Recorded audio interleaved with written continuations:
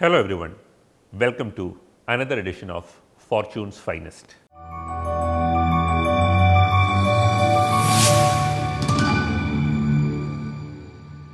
ഇന്ന് നമ്മുടെ കൂടെ ഉള്ളത് ഫോർട്ട് കൊച്ചി സബ് കളക്ടറായിട്ടുള്ള കെ മീരയാണ്. മീരയെ നമ്മൾ മുമ്പ് ടോപ്പറായി കണ്ടിട്ടുണ്ട്, സംസാരിച്ചിട്ടുണ്ട്. എന്നാൽ ഇപ്പോൾ ബെസ്റ്റ് സബ് കളക്ടർ അവാർഡ് കിട്ടി നിൽക്കുന്ന കെ മീര IAS നമുക്ക് കൂടുതൽ വിശേഷങ്ങൾ ചോദിച്ച് മനസ്സിലാക്കാം. ഹായ് മീര. മീര ഇപ്പോൾ ബെസ്റ്റ് സബ് കളക്ടർ അവാർഡ് കിട്ടിയ സന്തോഷത്തിൽ നിൽക്കുകയാണല്ലോ. അപ്പോൾ ഈ അവാർഡെന്ന് ചോദിച്ചാൽ നമ്മളെടുത്ത ഒത്തിരി ഇനിഷ്യേറ്റീവ്സിൻ്റെ ഒരു ഫൈനൽ ഔട്ട്കമാണ്. അപ്പോൾ ഈ മേജർ ഇനിഷ്യേറ്റീവ്സ് അതൊന്ന് നമുക്ക് വേണ്ടി റീക്യാപ്പ് ചെയ്യാമോ? ശരിക്കും റവന്യൂ അവാർഡ്സ് എന്ന് പറയുമ്പോൾ അതിനൊരു സെറ്റ് ക്രൈറ്റീരിയ ഉണ്ട്.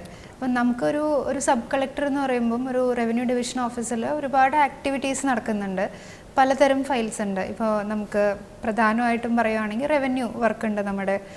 അതുകൂടാതെ നമുക്ക് food safety, maintenance of senior citizens ഉണ്ട്, അതുപോലെ 107 CRPC മെജസ്റ്റീരിയൽ റോൾ ഉണ്ട്. അപ്പോൾ അങ്ങനത്തെ ഒരുപാട് നമുക്ക് ചെയ്യേണ്ട റുട്ടീൻ ഫയൽസിൻ്റെ ഫയൽ ഡിസ്പോസൽ പെർസെൻറ്റേജ്, അതുപോലെ പിന്നെ നമുക്ക് നമ്മുടെ ഓഫീസിൻ്റെ അപ്കീപ്പ്, അതുപോലെ പബ്ലിക്കിന് അവിടെ വരുമ്പോൾ ഒരു എക്സ്പീരിയൻസ്, അങ്ങനെ കുറേ ഫാക്ടേഴ്സ് വെച്ചിട്ടാണ് ശരിക്കും ഈ ഒരു അവാർഡ് ഡിസൈഡ് ചെയ്യുന്നത്. അപ്പോൾ ആ ഒരു ഡിസ്പോസൽ പെർസെൻറ്റേജ് ഒരു മാത്തമാറ്റിക്സ് ആണ് ബേസിക്കലി. അപ്പോൾ ആ ഒരു കണക്ക് നമ്മൾ കൊടുത്തു, അത് വെച്ചിട്ടാണ് നമുക്ക് ഈ ഒരു അവാർഡ് കിട്ടിയത് മെയിനായിട്ടും. അപ്പം നമ്മൾ ഈ ഫയൽ ഡിസ്പോസ് ചെയ്യുന്ന അതിൻ്റെ റേറ്റ് കൂടിക്കാണുകയോ അതിൻ്റെ വോളിയം നമ്മൾ കൂടുതൽ ഡിസ്പോസ് ചെയ്തപ്പോഴായിരിക്കുമല്ലോ നോർമലി അവാർഡ് കിട്ടിയത്. അപ്പം കൂടുതൽ ഫോക്കസ്ഡ് ആയിട്ട് എന്തെങ്കിലും ഇനിഷ്യേറ്റീവ്സ് മീര കൊണ്ടുവന്നിരുന്നോ? ശരിക്കും ഫോർട്ട് കൊച്ചി സബ് ഡിവിഷൻ ഒരുപാട് ഫയൽസ് ഉള്ള ഭയങ്കര വർക്ക് ലോഡുള്ള ഒരു സബ് ഡിവിഷനാണ്. അപ്പം എല്ലാവർക്കും അറിയുന്നുണ്ടാവും, ഈ പാഡി വെറ്റ്ലാൻഡ് ആക്ട് തരംമാറ്റത്തിൽ ഓൾമോസ്റ്റ് ഒരു 50,000-ഓളം അപേക്ഷകൾ വന്നിരുന്നൊരു ഓഫീസാണ്. അതുപോലെ തന്നെയാണ് എല്ലാം. ഇപ്പോൾ ഈ പറഞ്ഞ മെയിൻ്റനൻസ് ആകട്ടെ, ഫുഡ് സേഫ്റ്റി, എല്ലാറ്റിലും പെൻഡൻസി ഒരുപാടുള്ള ഒരു ഓഫീസാണ്. അപ്പോൾ നമ്മൾ പ്രധാനമായിട്ട് ഫോക്കസ് ചെയ്തത് റുട്ടീൻ, നമുക്ക് വേറെ കുറേ വർക്ക് വരും ആസ് എ സബ് കളക്ടർ. ഇപ്പോൾ എന്തെങ്കിലും ഇപ്പോൾ ഇലക്ഷൻ വന്നു, അതല്ലെങ്കിൽ എന്തെങ്കിലും ഒരു പ്രോട്ടോക്കോൾ ഡ്യൂട്ടി, ആരെങ്കിലും ഒരു VIP വിസിറ്റ് ഉണ്ടാവും. അപ്പോൾ നമുക്ക് ഒരുപാട് ഡിസ്ട്രാക്ഷൻസ് ഉണ്ട് ഓരോ ദിവസവും. പക്ഷെ അതൊന്നും നമ്മുടെ റുട്ടീൻ വർക്കിനെ എഫക്റ്റ് ചെയ്യാതെ നമ്മുടെ ഓരോ സെക്ഷനും ടാർഗറ്റ് കൊടുത്ത് അത് മോണിറ്റർ ചെയ്തിട്ടാണ് നമ്മൾ വർക്ക് ചെയ്തത്. അപ്പോൾ ആ ഒരു കണ്ടിന്യൂസ് മോണിറ്ററിംഗ് എന്നുള്ള ഒരു പ്രോസസ്സ് അതാണ് ഹെൽപ്പ് ചെയ്തത് നമ്മളെ. അപ്പോൾ ഫോർട്ട് കൊച്ചി എന്ന് പറയുമ്പോൾ കേരളത്തിലല്ല, ഇന്ത്യയിൽ തന്നെ ഓൾമോസ്റ്റ് എല്ലാവർക്കും ഒരു ടൂറിസം സ്പോട്ടായിട്ട് and also as a heritage spot famous ആയിട്ടുള്ളൊരു സ്ഥലമാണ്. അപ്പോൾ അങ്ങനെ ഒരു സ്ഥലത്തിൻ്റെ അഡ്മിനിസ്ട്രേഷൻ ഏറ്റെടുക്കുമ്പോൾ അതിൻ്റെ ചാലഞ്ചസും ഓപ്പർച്യൂണിറ്റീസും എന്തൊക്കെയായിരിക്കും? ശരിക്കും ഫോർട്ട് കൊച്ചി സബ് ഡിവിഷൻ്റെ അണ്ടറിൽ 4 താലൂക്ക് വരുന്നുണ്ട്. അപ്പോൾ എല്ലാവരും ഫോർട്ട് കൊച്ചി എന്ന് പറയുമ്പോൾ ആ ഒരു ഏരിയ മാത്രമേ കൺസിഡർ ചെയ്യുന്നുള്ളൂ. പക്ഷെ നമുക്ക് ആലുവ, പറവൂർ, എറണാകുളം സിറ്റി എല്ലാം ഫോർട്ട് കൊച്ചി സബ് ഡിവിഷൻ്റെ അണ്ടറിൽ തന്നെയാണ് വരുന്നത്. പിന്നെ എനിക്കും ഇവിടെ വരുന്നതിന് മുന്നേ ബിനാലെ അറ്റൻഡ് ചെയ്തിട്ടും അല്ലെങ്കിൽ ആസ് എ ടൂറിസ്റ്റ് വന്നിട്ടുള്ളൊരു എക്സ്പീരിയൻസ് മാത്രമേ ഫോർട്ട് കൊച്ചിനെ പറ്റിയിട്ടുള്ളൂ. പിന്നെ കേൾക്കുന്നത് നമ്മൾ ബിഗ് ബി പോലത്തെ സിനിമകൾ കണ്ടിട്ടുള്ള ഫോർട്ട് കൊച്ചി. അതല്ലാതെ കൊച്ചിയെ പറ്റിയിട്ട് എനിക്ക് വലിയൊരു ധാരണ ഉണ്ടായിരുന്നില്ല. ബട്ട് ഇവിടെ വന്നപ്പോൾ എനിക്ക് മനസ്സിലായി ഒരുപാട് നല്ല കാര്യങ്ങളുള്ള ഇപ്പം ഫോർട്ട് കൊച്ചി മട്ടാഞ്ചേരി ഏരിയ എന്ന് പറഞ്ഞാൽ കൾച്ചറലി വളരെ റിച്ചാണ്. ഒരുപാട് ഭാഷകൾ സംസാരിക്കുന്ന പല റീജിയൻസ് എന്നുള്ള ആൾക്കാർ വന്ന് എന്താ പറയുക, വളരെ ഒരു കോസ്മോപൊളിറ്റൻ ഒരു ഇന്ത്യയുടെ ഒരു മൈക്രോകോസം എന്ന് നമുക്ക് വേണമെങ്കിൽ പറയാം. അതാണ് ഫോർട്ട് കൊച്ചി. അപ്പോൾ അതിൻ്റെ കൂടെ ഈ പറഞ്ഞ വെസ്റ്റേൺ ഇൻഫ്ലുവൻസസും കൂടെ ഉള്ളൊരു സ്ഥലം. അപ്പോൾ അത്രയും നല്ലൊരു സ്ഥലമാണ്. അതൊക്കെ ഞാൻ അറിയുന്നത്, കൊച്ചിനെ അറിയുന്നത് ഇവിടെ വന്നിട്ടാണ്. അപ്പം അതിൻ്റെ ചാലഞ്ചസ് ഒരുപാടുണ്ട്. ഈ പറയുന്ന പോലെ ഒരു മെട്രോപൊളിറ്റൻ ഏരിയ ആയതിൻ്റെ എല്ലാവിധ ചാലഞ്ചുകളും ഉണ്ട്. നമുക്ക് പല സ്ഥലങ്ങളിൽ നിന്ന് വരുന്ന ആൾക്കാരാണ്. നമുക്ക് ആ ചാലഞ്ചസിൻ്റെ സ്കെയിൽ അത്രയും വലുതാണ്. അപ്പം അതും ഉണ്ടായിരുന്നു. ഇപ്പോൾ നമ്മൾ ബിഗ് ബിയുടെ റെഫറൻസ് പറഞ്ഞുകൊണ്ട് ഞാൻ ഒരു ഡയലോഗ് കണ്ടെടുക്കുകയാണ്, കൊച്ചി പഴയ കൊച്ചി അല്ല എന്ന് പറയുമല്ലോ. അപ്പോൾ ഏതൊരു സിറ്റി ആയെങ്കിലും ഇവോൾവ് ചെയ്തുകൊണ്ടിരിക്കും, പുതിയ പ്രശ്നങ്ങൾ വന്നുകൊണ്ടിരിക്കും. അപ്പോൾ ഇപ്പോൾ ലേറ്റസ്റ്റ് ആയിട്ട് വരുന്ന ഒരു പ്രശ്നങ്ങൾ എന്താണെന്ന് ചോദിച്ചാൽ എന്തായിരിക്കും മീര പറയുക? കൊച്ചിയിൽ ഒരുപാട് പ്രശ്നങ്ങളുണ്ട്. ഒരു സിറ്റി ഇവോൾവ് ചെയ്തുകൊണ്ടിരിക്കുന്ന ഒരു സിറ്റിയാണ്. അപ്പോൾ അതിൻ്റേതായിട്ടുള്ള എല്ലാ പ്രശ്നങ്ങളും ഉണ്ട്. ഇപ്പം നമുക്ക് ഒരു സസ്റ്റൈനബിൾ ഗ്രോത്ത് കൊണ്ടുവരിക എന്നുള്ളത് തന്നെയാണ് ഏറ്റവും വലിയൊരു ചാലഞ്ച്. നമുക്കറിയാം ബ്രഹ്മപുരം ഇൻസിഡൻ്റ് ഉണ്ടായി, വേസ്റ്റ് മാനേജ്മെൻറ്റ് ഒരു വലിയ ചാലഞ്ചാണ്. പക്ഷേ എനിക്ക് തോന്നുന്നു നമ്മുടെ സിസ്റ്റംസ് അതനുസരിച്ച് ക്യാച്ചപ്പ് ചെയ്യുന്നുണ്ട്. ഇപ്പോൾ കോർപ്പറേഷനും ഡിസ്ട്രിക്ട് അഡ്മിനിസ്ട്രേഷനും നല്ല എഫേർട്ട് ഇട്ടിട്ട് ബ്രഹ്മപുരം പ്ലാന്റ് ഇപ്പം അവിടെ എല്ലാം ഓക്കെ ആയിട്ടുണ്ട് ഓൾമോസ്റ്റ്. അപ്പോൾ വേസ്റ്റ് മാനേജ്മെൻറ്റ് വലിയൊരു ചാലഞ്ചാണ്. ഇത്രയും അധികം ആൾക്കാരെ ഉൾക്കൊള്ളാനുള്ളൊരു carrying capacity of a city, അത് കൊച്ചിക്ക് ഇപ്പോഴും ഉണ്ടോ എന്നുള്ള കാര്യം സംശയമാണ്. പിന്നെ നമുക്ക് കൊച്ചി ഒരു പ്ലാൻഡ് സിറ്റി എന്ന് നമുക്ക് വിളിക്കാൻ പറ്റുമെന്നും എനിക്കറിയില്ല. അതൊരു പല സമയങ്ങളിലായി പല ഭാഗങ്ങളിൽ ഇവോൾവ് ആയ ഒരു സിറ്റിയാണ്. അപ്പോൾ അതുകൊണ്ട് തന്നെ ഇപ്പം ഒരു ഡ്രെയിനേജ് മാപ്പ് ഉണ്ടോ എന്ന് ചോദിച്ചാൽ നമുക്ക് മുഴുവനായിട്ടുണ്ടെന്ന് പറയാൻ പറ്റില്ല. അപ്പോൾ അതുകൊണ്ട് നമുക്ക് വാട്ടർ ലോഗിങ്, അർബൻ ഫ്ലഡിങ് പോലത്തെ ഇഷ്യൂസ് ഉണ്ടാവാം. പിന്നെ ഈ പറഞ്ഞ ഗ്ലോബൽ വാർമിംഗ് നമ്മളെ ശരിക്കും എഫക്റ്റ് ചെയ്യുന്നുണ്ട്. ഇപ്പോൾ കൊച്ചിയുടെ പല ഭാഗങ്ങളിലും പൊക്കാളി പാടങ്ങളുണ്ട്. അപ്പോൾ അവിടെയൊക്കെ വെള്ളക്കയറ്റം, പല വീടുകളിലും വെള്ളം കയറുന്ന പ്രശ്നങ്ങൾ. അപ്പം അതൊന്നും ഒരു ആരുടെയും പ്രശ്നമല്ല, അതൊരു ഗ്ലോബൽ വാർമിംഗ് അല്ലെ ഒരു ഗ്ലോബൽ ഫിനോമിനൻ്റെ ഭാഗമായിട്ട് നമ്മുടെ കൊച്ചു സിറ്റിയും ഒരുപാട് എഫക്റ്റഡ് ആവുന്നുണ്ട്. അതുണ്ട്. പിന്നെ എല്ലാവർക്കും അറിയുന്ന പോലെ ഈ ഡ്രഗ്സും അതിൻ്റെ റിലേറ്റഡ് ഇഷ്യൂസ്, അതും അഗൈൻ കൊച്ചിക്കാരെപ്പോഴും എൻ്റെ അടുത്ത് കംപ്ലയിൻറ്റ് പറയും, ഞങ്ങൾ വെറുതെ ചീത്തപ്പേര് കേൾക്കണു, ഞങ്ങളല്ല ഇതൊന്നും ചെയ്യുന്നത്, പുറത്തുനിന്ന് വരുന്നവരാണെന്ന് എപ്പോഴും പറയാറുണ്ട്. അപ്പം നമുക്ക് ആ ഒരു മൂവിങ് ക്രൗഡ് ആയ കാരണം തന്നെ നമുക്ക് അത് ട്രേസ് ചെയ്യാനും അതിനുള്ള ആക്ഷൻസ് എടുക്കാനും ഉള്ള ചാലഞ്ചസ് ഉണ്ട്. പിന്നെ ഒരു അർബൻ ഒരു ഫേസ് ഉള്ളപ്പോഴും കൊച്ചിക്ക് ഒരുപാട് റൂറൽ ഏരിയാസ് ഉണ്ട്. ഇപ്പം നമ്മുടെ ഞാൻ പറഞ്ഞ പറവൂർ, ആലുവ എടുത്തു കഴിഞ്ഞാൽ അവിടെ ഒരുപാട് നെൽകൃഷി നടക്കുന്ന സ്ഥലങ്ങളുണ്ട്, അവിടുത്തെ നിലം നികത്ത് നടക്കുന്നുണ്ട്. അപ്പം അതും അതിൻ്റെ കൂടെ ഡെവലപ്മെൻറ്റൽ ചാലഞ്ചസ്, ഇപ്പം നമുക്ക് ഒരു റോഡ് പണിയണം, അപ്പോൾ ലാൻഡ് അക്വിസിഷൻ, നമുക്ക് വളരെ ഡെൻസ്ലി പോപ്പുലേറ്റഡ് ആയിട്ടുള്ളൊരു സിറ്റിയാണ്. അപ്പം അത് എല്ലാം ഓരോന്നും നമുക്ക് ആ ഒരു പോപ്പുലേഷൻ്റെ സ്ട്രെസ്സറും സ്ഥലമില്ലാത്തതിൻ്റെ ഒരു സ്ട്രെസ്സും കാരണമുള്ള ഒരുപാട് പ്രശ്നങ്ങളുണ്ട്. അങ്ങനെ പ്രശ്നങ്ങൾ പറയാൻ തുടങ്ങി ഒരുപാടുണ്ട്. മീര IAS ജോയിൻ ചെയ്യുന്നതിന് മുമ്പ് L&T എന്ന് പറയുന്ന ഒരു MNCയിൽ വർക്ക് ചെയ്തിട്ടുണ്ട്.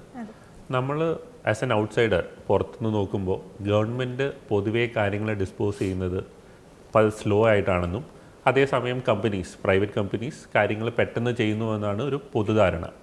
അത് തെറ്റാണോ? ഓർ ഗവൺമെൻറ് ഇത്രയും സമയമെടുക്കാൻ അതിൻ്റേതായ റീസൺസ് ഉണ്ടോ? സമയം എടുക്കും എന്നുള്ളത്, ലൈക്ക് കമ്പയർഡ് ടു പ്രൈവറ്റ് ഇത് നമ്മൾക്ക് സമയം എടുക്കും എന്നുള്ളത് സത്യമാണ്. അതിന് എനിക്ക് തോന്നുന്നു പല റീസൺസ് ഉണ്ട്. ഫസ്റ്റ് തന്നെ നമുക്ക് ഒരുപാട് ഒരു സെറ്റ് ഫ്രെയിമിൻ്റെ അകത്ത് നിന്നാണ് നമ്മൾ വർക്ക് ചെയ്യുന്നത്. നമുക്ക് ഇപ്പം ഒരാൾ ജസ്റ്റ് ഒരു മെയിൽ ഇട്ടതോടുകൂടി ഒരു പ്രൊജക്റ്റ് സ്റ്റാർട്ട് ചെയ്യലും നമുക്ക് ചെയ്യാൻ പറ്റില്ല. അതിന് നമുക്ക് അതിൻ്റേതായിട്ടുള്ള കുറേ ഒരു റൂൾസ് ഉണ്ട്, പ്രൊസീജിയേഴ്സ് ഉണ്ട്, അത് നമുക്ക് ഫോളോ ചെയ്തേ പറ്റുള്ളൂ. അത് ഈ പറഞ്ഞ പോലെ ആ റൂൾസും പ്രൊസീജിയേഴ്സിനും അതിൻ്റേതായിട്ടുള്ള ലോജിക്കും ഉണ്ട്.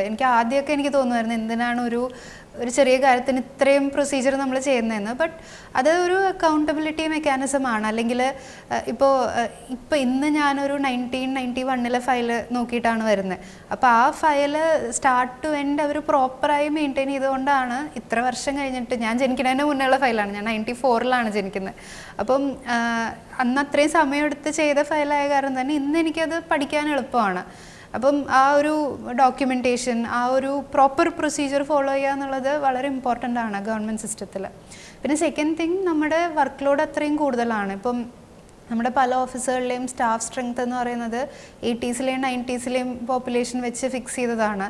അത് റീഫിക്സ് ചെയ്തിട്ടില്ല. നമുക്കതിനനുസരിച്ച് ആൾക്കാരുടെ ഷോർട്ടേജ് ഉണ്ട്, പോപ്പുലേഷൻ ഒരുപാട് ഇൻക്രീസ് ആയിട്ടുണ്ട്.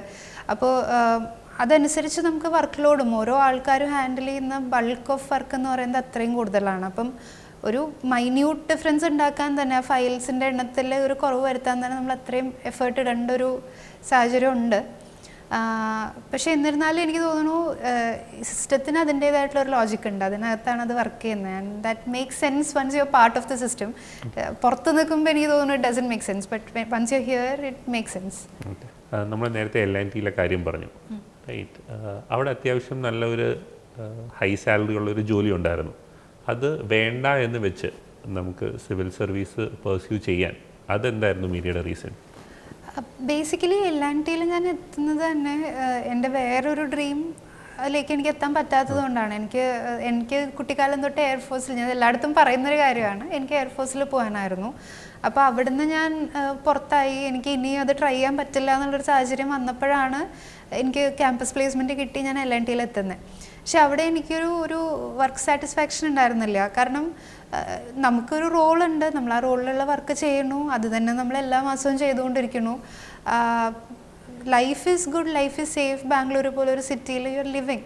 പക്ഷേ I felt I could do much more. എൻ്റെ ഒരു പൊട്ടൻഷ്യൽ ഞാൻ അച്ചീവ് ചെയ്യുന്നുണ്ട് എന്ന് എനിക്ക് തോന്നുന്നുണ്ടായിരുന്നില്ല. ഇതിലും കൂടുതൽ ഒരുപാട് ചെയ്യാൻ പറ്റും എന്ന് ഒരു തോന്നലുണ്ടായിരുന്നു. അപ്പം ഇനി എന്ത് ചെയ്യാമെന്നുള്ള തോട്ടിൽ നിന്നാണ് സിവിൽ സർവീസ് എന്നുള്ള ഒരു ഐഡിയയിലേക്ക് എത്തുന്നത്. ഞാനതൊന്ന് റീഫ്രേസ് ചെയ്താൽ കുറച്ചുകൂടി ഒരു സെൻസ് ഓഫ് പർപ്പസ് നമുക്ക് സിവിൽ സർവീസിൽ കിട്ടും എന്നുള്ള ഒരു തോട്ട് പ്രോസസ്സിലായിരിക്കുമല്ലോ പിന്നെ ഇതിലേക്ക് വന്നത്. അപ്പോൾ ആസ് എ സിവിൽ സർവൻറ്റ്, ഇപ്പോൾ ഒരു സബ് കളക്ടറാണ്, ആ ഒരു സെൻസ് ഓഫ് പർപ്പസ് ഉണ്ട് ഈ ജോലിയിൽ നിന്ന് തോന്നുന്നുണ്ടോ? ഡെഫിനറ്റ്ലി. എനിക്ക് ഒരിക്കലും കുറേ പേര് ചോദിക്കും റിഗ്രറ്റ് ഉണ്ടോ വേറെ എന്തെങ്കിലും. ഇപ്പോൾ എൻ്റെ ഒപ്പമുള്ളവരെല്ലാം പുറത്തൊക്കെ പോയി അല്ലെങ്കിൽ കുറച്ചും കൂടെ ഹൈ സാലറിയിലൊക്കെ വർക്ക് ചെയ്യുന്നു, അപ്പം ഡു യു റിഗ്രറ്റഡ് 3 years ഇതിനു വേണ്ടി സ്പെൻഡ് ചെയ്തു? പക്ഷേ എനിക്ക് തോന്നുന്നില്ല. ഐ ഫെൽഡ് എവറി ഡേ എന്തെങ്കിലുമൊക്കെ സംഭവിക്കും which makes you feel okay, you are in the right place. അല്ലെങ്കിൽ നമുക്ക് ആരുടെയെങ്കിലുമൊക്കെ ലൈഫ് നമുക്ക് ടച്ച് ചെയ്യാൻ പറ്റുന്നുണ്ട്, എന്തെങ്കിലുമൊക്കെ എന്നെ കൊണ്ട് പറ്റുന്ന രീതിയിൽ ഡിഫറൻസ് ഉണ്ടാക്കാൻ പറ്റുന്നുണ്ട്. And that makes it all worth Y.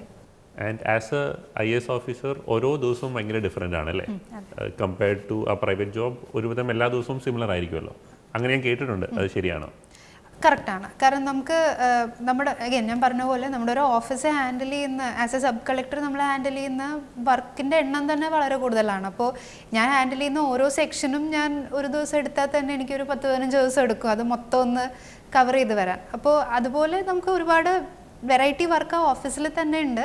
അതിൻ്റെ കൂടെ ഇപ്പോൾ നമുക്ക് ജില്ലാ കളക്ടർ നമുക്ക് പല വർക്ക് തരും, നമുക്ക് പല വേറെ ഇപ്പം ഇലക്ഷൻ ടൈം വരുമ്പം ഫുൾ നമ്മുടെ ആ ഒരു ഇലക്ഷൻ മോഡിലേക്ക് പോകും നമ്മുടെ ഓഫീസ്.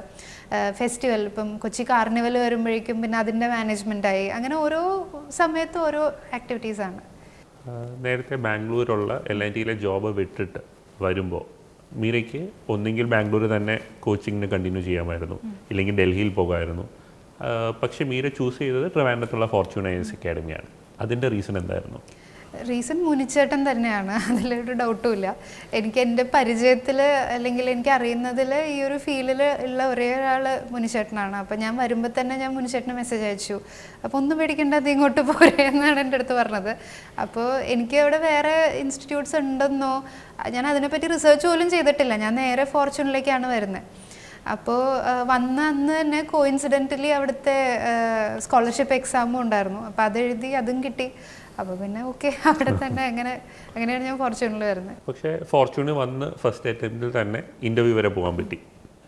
പക്ഷേ ആ ഇൻ്റർവ്യൂ എനിക്ക് തോന്നുന്നു ഏകദേശം 12 മാർക്കിന് മിസ് ഔട്ടായി. അതിനുശേഷമുള്ള അറ്റംപ്റ്റിൽ നമുക്ക് പ്രിലിംസ് പോലും കിടക്കാൻ പറ്റിയില്ല. പിന്നെ ഉള്ള 3rd അറ്റംപ്റ്റിലാണ് നമുക്ക് ഫൈനലി 6th റാങ്ക് കിട്ടിയത്. പക്ഷേ ഈ ഒരു 3-4 വർഷം റൈറ്റ് നമുക്ക് തന്നെ ഒത്തിരി സെൽഫ് ഡൗട്ട് വരുന്നൊരു സ്റ്റേജ് കാണും.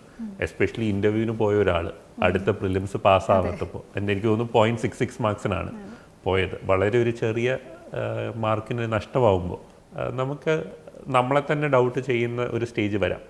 നമ്മുടെ കൂടെയുള്ള പിയേഴ്സ് ഫൈനാൻഷ്യലി ഇൻഡിപെൻഡൻ്റ് ആണ്, അബ്രോഡാണ്, മാരീഡ് ആയിരിക്കാം, അങ്ങനെ പല പ്രഷേഴ്സ് റൈറ്റ്. ഇത് മീര ഈ ഒരു സ്റ്റേജിൽ കൂടെ എങ്ങനെ കടന്നുപോയി? ഈ പറഞ്ഞ പോലെ ആദ്യത്തെ ഇൻ്റർവ്യൂവിന് പോയ സമയത്ത് ഭയങ്കര കോൺഫിഡൻസ് ആയിരുന്നു. ഫസ്റ്റ് അറ്റംപ്റ്റ് ഇൻ്റർവ്യൂ വരെ എത്തി, അടുത്ത അറ്റംപ്റ്റ് ഈസിയായി കയറാം എന്നുള്ളൊരു ആറ്റിറ്റ്യൂഡായിരുന്നു. പക്ഷേ ഈ പറഞ്ഞ അത് കഴിഞ്ഞ് പ്രിലിംസിൽ ഇത്ര അടുത്തെത്തി അവിടെ അത് ഫെയിൽ ആവുക എന്നുള്ളൊരു സിറ്റുവേഷൻ വരുമ്പോൾ ശരിക്കും മെൻ്റലി ഭയങ്കര ഡൗൺ ആയിപ്പോയി. നമ്മൾ മനുഷ്യന്മാരാണല്ലോ, അത് എനിക്ക് തോന്നുന്നു എനിക്ക് എല്ലാവരോടും ഞാൻ സ്ഥിരം പറയുന്നൊരു കാര്യമാണ്, it's okay to be not okay. നമുക്ക് ഡിപ്രഷൻ അല്ലെങ്കിൽ നമുക്ക് ആൻസൈറ്റി ഇതെല്ലാം it's part of the process. അപ്പം അത് ഓവർകം ചെയ്യുക എന്നുള്ളത് മാത്രമേ നമ്മുടെ മുന്നിൽ വഴിയുള്ളൂ. എനിക്കും ഒരു ലോ ഫേസ് ഉണ്ടായി. ആ ഫേസിൽ എനിക്ക് ബുക്സ് കാണുമ്പോൾ ദേഷ്യം വന്ന ഒരു സമയം ഉണ്ടായിരുന്നു. ഞാൻ എഴുതിയ ആൻസേഴ്സൊക്കെ എനിക്ക് കീറിക്കളയാനൊക്കെ തോന്നുമായിരുന്നു. മെൻ്റലി ഒരുപാട് എന്താ പറയുക സ്ട്രഗിൾ ചെയ്യുന്ന പാനിക്ക് പോലെ അല്ലെങ്കിൽ ആൻസൈറ്റി വരുന്ന ഫേസസ് ഉണ്ടായിരുന്നു. അത് ഓവർകം ചെയ്യാൻ വേണ്ടി ഞാൻ ബിഞ്ച് ഈറ്റ് ചെയ്ത് വെയിറ്റ് ഗെയിൻ ചെയ്തു, എക്സസൈസ് ഒന്നും ചെയ്യില്ല, ഫുൾ ടൈം റൂമിൽ തന്നെ ഇങ്ങനെ ഇരിക്കുക. അങ്ങനത്തെയൊക്കെ ഒരു ഫേസിൽ നിന്ന് എനിക്ക് തോന്നുന്നു ഫസ്റ്റ് ഞാൻ ഫോക്കസ് ചെയ്തത് എൻ്റെ മെൻ്റൽ ഹെൽത്തും ഫിസിക്കൽ ഹെൽത്തും തിരിച്ചെടുക്കുക എന്നുള്ളതായിരുന്നു. അപ്പോൾ മെൻ്റൽ ഹെൽത്തിന് it's okay to go see a person who can help you. അത് തെറപ്പിസ്റ്റ് ആവാം, ചിലപ്പോൾ നമ്മുടെ ഫ്രണ്ട് ആയിരിക്കാം. പക്ഷേ if you not okay it's always good to seek help. അങ്ങനെ ഞാനും ഹെൽപ്പ് എടുത്തിട്ടുണ്ട്. ഫിസിക്കൽ ഹെൽത്തിൻ്റെ കാര്യത്തിൽ ഞാൻ എക്സസൈസ് ചെയ്യാനും ഒക്കെ തുടങ്ങി. ഞാൻ കനകക്കുന്നിലൊക്കെ പോയി ഓടാനൊക്കെ തുടങ്ങി. അങ്ങനെ കുറച്ച് ഫിസിക്കലി ആൻഡ് മെൻ്റലി ഫൈൻ ആകുമ്പോൾ ഓട്ടോമാറ്റിക്കലി നമുക്ക് മോട്ടിവേഷൻ തിരിച്ചു വരും. നമ്മുടെ ലൈഫും സമയം പോവുകയാണ്, ബാക്കി ഇപ്പം നമ്മൾ ഇത്രയും വിഷമിച്ച് കളഞ്ഞ സമയത്ത് ബാക്കി എല്ലാവരും ഇരുന്ന് പഠിക്കുമായിരുന്നു എന്നുള്ളൊരു തോട്ട് വന്നു. അപ്പോൾ വീണ്ടും അങ്ങനെ പ്രിപ്പറേഷൻ പതുക്കെ ബേബി സ്റ്റെപ്സ് എടുത്ത് വീണ്ടും സ്റ്റാർട്ട് ചെയ്തു. അങ്ങനെയാണ് എൻ്റെ ആ കിട്ടിയൊരു അറ്റംപ്റ്റ് ഞാൻ വീണ്ടും പഠിച്ചു തുടങ്ങുന്നത്. ഓക്കെ, നമ്മൾ ഈ മോട്ടിവേഷൻ എന്ന് പറയുന്ന കാര്യം എപ്പോഴും ഒരു ഹൈയും ലോയും ഉണ്ട്, റൈറ്റ്? പക്ഷേ ഡിസിപ്ലിൻഡ് ആണെങ്കിൽ നമ്മൾ കുറച്ചുകൂടെ ഒരു ക്ലോക്ക് വർക്ക് പോലെ റെഗുലറായിട്ട് പോകും. അപ്പം ഡിസിപ്ലിൻഡ് ആയിട്ടിരിക്കാൻ അല്ലെങ്കിൽ ഡിസ്ട്രാക്ഷൻസ് കുറച്ച് ഒരു ടൈം ഷെഡ്യൂൾ അനുസരിച്ച് പോകാൻ അതെങ്ങനെയാണ് മീര ക്രാക്ക് ചെയ്തത്? എനിക്ക് തോന്നുന്നു ഞാൻ ആദ്യം തന്നെ ഫോക്കസ് ചെയ്തത് എനിക്ക് വർക്ക് ചെയ്യുന്നൊരു പ്ലാൻ കണ്ടുപിടിക്കാനായിരുന്നു. ഇപ്പോൾ ഫോർച്യൂണിൽ വന്നപ്പോഴും എനിക്ക് ആ ഒരു ഫ്രീഡം കിട്ടിയിട്ടുണ്ടായിരുന്നു. എനിക്ക് വേണ്ട ക്ലാസ് അറ്റൻഡ് ചെയ്യാം, ഒരു ക്ലാസ് വേണ്ടാന്ന് തോന്നുകയാണെങ്കിൽ യു ക്യാൻ സ്കിപ്പ് എന്നുള്ളത് എനിക്ക് ശൈലി സാർ ആണെങ്കിലും എപ്പോഴും പറയുമായിരുന്നു. അപ്പോൾ ആ ഒരു ഫ്രീഡം. അതുപോലെ reading room full time open ആണ്, അപ്പോൾ എപ്പോൾ റീഡിംഗ് റൂമിൽ വരണം. ബാക്കി ചിലരൊക്കെ രാവിലെ നേരത്തെ വന്നിരിക്കുന്നവരുണ്ടാവും, പക്ഷേ എനിക്ക് രാവിലെ നേരത്തെ എഴുന്നേക്കാൻ പറ്റാത്ത ഒരാളാണ്. അപ്പോൾ ഞാൻ 10 മണിയൊക്കെ ആകുമ്പോഴേ എത്തുള്ളൂ, ബട്ട് അതനുസരിച്ച് ഞാൻ രാത്രി ഇരിക്കും. അങ്ങനെ വാട്ട് വർക്ക്സ് ഫോർ മീ എന്നുള്ളത് കണ്ടുപിടിച്ചപ്പോൾ പിന്നെ നമുക്കതിൽ ഫോക്കസ് ചെയ്ത് ചെയ്യാം. ഇത് നമുക്ക് വർക്ക് ചെയ്യാത്ത എല്ലാവരും ചെയ്യുന്നൊരു കാര്യമാണ് ഈ ടോപ്പർ സ്ട്രാറ്റജീസും അല്ലെങ്കിൽ കുറേ മോട്ടിവേഷൻ സ്പീച്ചസൊക്കെ കേട്ടിട്ട് രാവിലെ 5 മണിക്ക് ഞാൻ ഇന്ന് എഴുന്നേറ്റ് പഠിച്ചു തുടങ്ങും, അല്ലെങ്കിൽ ഞാൻ അങ്ങനെ ചെയ്യുമെന്നൊക്കെ വിചാരിച്ചാൽ അത് നടക്കില്ല. കാരണം your body is different, your way of studying is different. അപ്പോൾ അത് കണ്ടുപിടിച്ച് അങ്ങനത്തെ ഒരു പ്ലാൻ ഉണ്ടാക്കുക, ആൻഡ് അത് മാത്രമേ സസ്റ്റൈനബിൾ ആവുള്ളൂ. And that is why Fortune was my first choice when I came to Trivandrum. I never thought about any other academy initially when I came to Trivandrum. And I wrote a scholarship test there, and they gave me a full fee refund basically. So I studied for free there. So I would like to thank Fortune for that initially. The scholarship that they gave me helped me to attend the classes of Shailesh sir, Modern India and Polity. And even in prelims, I could still hear Shailesh's voice saying certain things, especially fundamental rights and all. And that auditory memory was what helped me in prelims a lot. Fortune, more than this, it gave us a very good ecosystem where we could interact with a lot of people who got into service and a lot of experienced mentors, and they helped us at every stage of the preparation. I have to specially thank Mr. Munidarshan once again, because he was the one who was there when I was feeling stressed, when I was feeling down. Meera ഇപ്പോൾ ശൈലേഷ് സാറിനെ കുറിച്ച് പറഞ്ഞപ്പോൾ മീര ഇതിനു മുമ്പ് കൊടുത്തിട്ടുള്ള ഒരു ഇൻ്റർവ്യൂവിൽ ശൈലേഷ് സാറിൻ്റെ ക്ലാസ്സസ് ഒരു ഓഡിറ്ററി മെമ്മറി പോലെ പ്രിലിംസ് എക്സാം എഴുതുമ്പോൾ പോലും ഓർമ്മ വരുന്നു, അല്ലെങ്കിൽ എക്സാമിന് ഹെൽപ്പ് ചെയ്തു എന്ന് പറഞ്ഞൊരു വീഡിയോ ഞാൻ കണ്ടിട്ടുണ്ട്. ആ ഒരു എക്സ്പീരിയൻസിനെ കുറിച്ച് കുറച്ചുകൂടെ ഒന്ന് പറയാമോ? ഈ പറഞ്ഞല്ലോ, സാറിൻ്റെ ക്ലാസ് എന്ന് പറഞ്ഞത് അതൊരു ക്ലാസ് അല്ല, അതൊരു എക്സ്പീരിയൻസ് ആണ്. അങ്ങനെയാണ് എനിക്ക് തോന്നിയിട്ടുള്ളത്. ഞാൻ നേരത്തെ പറഞ്ഞ പോലെ എനിക്കൊരു ഫ്ലെക്സിബിലിറ്റി തന്നിട്ടുണ്ടായിരുന്നു ഫോർച്യൂൺ. ഇഷ്ടമുള്ള ക്ലാസ് ഇരുന്നാൽ മതി, ബാക്കി ആവശ്യമില്ലാത്തത് വേണ്ട. അപ്പം ഹിസ്റ്ററി എനിക്ക് അത്ര ഒരു ബുദ്ധിമുട്ടുള്ളൊരു സബ്ജക്റ്റ് അല്ല, വായിച്ച് പഠിക്കാവുന്നതാണ്. ബട്ട് ഒരു ക്ലാസ് സാറിൻ്റെ ഇരുന്നപ്പോൾ ഞാൻ പിന്നെ ഒരു ഹിസ്റ്ററി ക്ലാസ് ഇതുവരെ മിസ് ചെയ്തിട്ടില്ല. അപ്പം ബിക്കോസ് അത് അത്രയും ആ ഒരു ആനിമേറ്റഡായി, അഗൈൻ ആ സാറിൻ്റെ പേഴ്സ്പെക്റ്റീവ്സ് പറയുന്നത്, പിന്നെ സിലബസ് പറയും, പക്ഷെ അതിൻ്റെ കൂടെ തന്നെ സാറിൻ്റെ അനക്ഡോട്ട്സ് പറയും, എക്സ്പീരിയൻസസ് പറയും. അപ്പം അങ്ങനത്തെ എല്ലാം കൂടെ ചേർത്തിട്ട് നമുക്ക് അങ്ങനെ ഒരു എക്സ്പീരിയൻസ് കിട്ടുമ്പം പലപ്പോഴും ഞാൻ അത് വെച്ചിട്ട് കണക്ട് ചെയ്തിട്ട് എനിക്ക് ആൻസേഴ്സ് ക്രാക്ക് ചെയ്യാനൊക്കെ പറ്റാറുണ്ട്. ദാറ്റ് വാസ് ഒരു ക്ലാസ് എങ്ങനെ എടുക്കണം എന്നുള്ളതിൻ്റെ ഒരു വലിയൊരു എക്സാമ്പിളാണ് സാർ. നമ്മൾ ആദ്യത്തെ വർഷം ഇൻ്റർവ്യൂവിന് പോയപ്പോൾ കിട്ടാത്ത കൊല്ലം, പക്ഷേ മീരയുടെ ഭയങ്കര ക്ലോസ് ഫ്രണ്ടായ ശ്രീലക്ഷ്മിക്ക് ആ കൊല്ലം കിട്ടി. പക്ഷെ നമ്മുടെ കൂടെ പഠിച്ച ഒരാൾക്ക് കിട്ടുമ്പോൾ it's again A vote of confidence. അതായത് എന്നെ കൊണ്ടും പറ്റും, എൻ്റെ കൂടെ പഠിച്ച ഒരാൾക്ക് ഫോർച്യൂണിൽ തന്നെയുള്ള ശ്രീലക്ഷ്മിക്ക് കിട്ടുമ്പം അങ്ങനെ ഒരു വോട്ട് ഓഫ് കോൺഫിഡൻസ് വന്നിരുന്നില്ലേ? ആ സമയം ഒന്ന് റീകോൾ ചെയ്യാൻ പറ്റുമോ? ശരിക്കും അതൊരു ഫണ്ണി സ്റ്റോറിയാണ്. ഞങ്ങൾ ഇൻ്റർവ്യൂ കഴിഞ്ഞ് ഞങ്ങളുടെ 2 പേരും ഇൻ്റർവ്യൂ കൊടുത്തു. അപ്പോൾ 2 പേർക്കും വീട്ടിൽ നിൽക്കണ്ട, റിസൾട്ട് വരുന്ന സമയം നമുക്ക് ഏകദേശം അറിയാമല്ലോ ഈ ഒരു സമയത്ത് റിസൾട്ട് വരുമെന്ന്. അങ്ങനെ ഞങ്ങളൊരു വലിയ ലോങ് ട്രിപ്പ് എടുത്തു. ഞങ്ങൾ ബൈ റോഡ് ഞങ്ങൾ ബാംഗ്ലൂർ പോയി, മൈസൂർ, കൂർഗ്, കണ്ണൂർ, കോഴിക്കോടൊക്കെ പോയി. റിസൾട്ട് വരുന്നില്ല. ഫൈനലി ഞങ്ങൾ തൃശ്ശൂർ വന്ന് എൻ്റെ വീട്ടിൽ വന്നു, അവിടെ നിന്നു. അപ്പോൾ ചേച്ചി പറഞ്ഞു ഞാൻ എന്തായാലും വീട്ടിൽ പോകുന്നില്ല, റിസൾട്ട് വന്നിട്ടേ ഞാൻ പോകുന്നുള്ളൂ എന്ന് പറഞ്ഞു. അങ്ങനെ ഞങ്ങൾ ലൂസിഫർ സിനിമ കാണാൻ ഒരു ഈവനിങ് പോയി. അപ്പോൾ അതിലെ ലാസ്റ്റ് റഫ്താര പാട്ട് നടക്കുമ്പോഴാണ് റിസൾട്ട് വരുന്നത്. അപ്പോൾ എനിക്ക് കിട്ടിയില്ല, ചേച്ചിക്ക് നല്ല റാങ്കും. അപ്പോൾ I was very happy for her and I was very sad for myself. And അവിടെ Lucifer movie is also running, തിയേറ്ററിൽ നിന്ന് ഇറങ്ങാനും പറ്റില്ല. അങ്ങനെ ഒരു സിറ്റുവേഷൻ ആയിരുന്നു. ആ ട്രോമയിൽ ഞാൻ എമ്പുരാനും ഇതുവരെ കണ്ടിട്ടില്ല. എനിക്ക് എമ്പുരാൻ ആലോചിക്കുമ്പോൾ എനിക്ക് ലൂസിഫറും ആ റിസൾട്ട് വന്നതാണ് ഓർമ്മ വരിക. അപ്പോൾ അത് കഴിഞ്ഞ് തിരിച്ച് വീട്ടിലെത്തുമ്പോൾ വീട്ടിൽ കുറേ ആൾക്കാർ, മീഡിയ, കാരണം ശ്രീലക്ഷ്മി ചേച്ചീനെ വെൽക്കം ചെയ്യാൻ വേണ്ടിയിട്ട്. സോ അന്നത്തെ 2 ദിവസം അങ്ങനെ പോയി. ആ ഒരു സന്തോഷത്തിലും I was helping dress up for the interview and all that. അത് കഴിഞ്ഞ് ചേച്ചി പോയി കഴിഞ്ഞിട്ടാണ് എനിക്ക് ഹിറ്റ് ചെയ്യുന്നത്. ഓക്കെ, ഇനി കഴിഞ്ഞു, ഇനിയിപ്പോൾ ഞാൻ ഒറ്റയ്ക്ക് ഇത് വീണ്ടും I have to do this whole thing again എന്നുള്ള ആ ഒരു ഇത് വന്നു. പക്ഷേ I was very happy for her. Very deserved ആയിട്ടുള്ളൊരു റാങ്കായിരുന്നു. നമ്മൾ ഈ IAS സെലക്ഷൻ കിട്ടിക്കഴിയുമ്പോൾ ഇമ്മീഡിയറ്റ്ലി പോകുന്നത് മുസൂറിയിൽ Lal Bahadur Shastri national academy for administration, ലബാസ്നയിലേക്കാണല്ലോ. ഒത്തിരി ആൾക്കാർ അതിനെക്കുറിച്ച് റൊമാൻറ്റിസൈസ് ചെയ്ത് സംസാരിക്കുകയും നമ്മൾ ഒത്തിരി പിക്ചേഴ്സ് കാണുകയൊക്കെ ചെയ്യാറുണ്ട്. അവിടുത്തെ ട്രെയിനിങ്ങിനെ കുറിച്ച് മീരയ്ക്കൊന്ന് കമൻറ്റ് ചെയ്യാം. ശരിക്കും ഈ പറഞ്ഞ റൊമാൻറ്റിസിസം അല്ലെങ്കിൽ വാട്ട് എവർ ആൾക്കാർ പറയണതൊന്നും വെറുതെ അല്ല. അതൊരു ഭയങ്കര ബ്യൂട്ടിഫുൾ ആയിട്ടുള്ളൊരു പ്ലേസാണ് Mussoorie. As such is very pretty. അതിനകത്ത് തന്നെ ഈ അക്കാഡമി എന്ന് പറഞ്ഞാൽ അത്രയും പ്രിസ്റ്റീൻ ആയിട്ടുള്ള, മസൂറി കുറേ ടൂറിസം ക്രൗഡും ഒക്കെയാണ്, ബട്ട് ഇതിനകത്ത് നമ്മൾ മാത്രമേ ഉള്ളൂ. അത്രയും നല്ലൊരു സ്ഥലമാണത്. പിന്നെ എനിക്ക് തോന്നുന്നു എൻ്റെയൊക്കെ ലൈഫിൽ ഞാൻ ആദ്യമായിട്ടാണ്, ഞാൻ പഠിച്ചത് തൃശ്ശൂർ എഞ്ചിനീയറിംഗ് കോളേജിലാണ്. LNTയിൽ വർക്ക് ചെയ്യുമ്പോഴും കൂടുതലും മലയാളി ഫ്രണ്ട്സ് ആയിരുന്നു എനിക്കുണ്ടായിരുന്നത്. അപ്പോൾ അങ്ങനെ ഒരു പാൻ ഇന്ത്യൻ ക്രൗഡിനെ മീറ്റ് ചെയ്യുന്നത്, അവരുമായിട്ട് ഇൻട്രാക്ട് ചെയ്യുന്നത്, അങ്ങനെ ഒരു നോർത്തേൺ സ്റ്റേറ്റിൽ പോയി താമസിക്കുന്നത്, എനിക്കാണ് ആദ്യമായിട്ട് ഞാൻ മഞ്ഞ് കാണുന്നത് ഒക്കെ മസൂറിയിൽ പോയപ്പോഴാണ്. അപ്പോൾ എനിക്ക് ജീവിതത്തിൽ ഒരിക്കലും മറക്കാൻ പറ്റാത്തൊരു അനുഭവം തന്നെയാണത്. അവിടെയുള്ള ഓരോ കാര്യവും ഞാൻ ആസ്വദിച്ചിട്ടാണ് ചെയ്തിട്ടുള്ളത്. നമുക്ക് പല ഫേസസ് ഉണ്ട്. ഫസ്റ്റ് നമുക്ക് ഫൗണ്ടേഷൻ കോഴ്സാണ് ആദ്യത്തെ ഒരു 3 months വരുന്നത്. അവിടെ നമ്മുടെ എല്ലാ സർവീസിൽ നിന്നുള്ളവരും അവിടെ ഉണ്ടാവും. അത് കഴിഞ്ഞ് phase 1 സ്റ്റാർട്ട് ചെയ്യും, IAS phase 1. അതിൽ IAS നമ്മുടെ ബാച്ച് മാത്രമേ ഉണ്ടാവുള്ളൂ.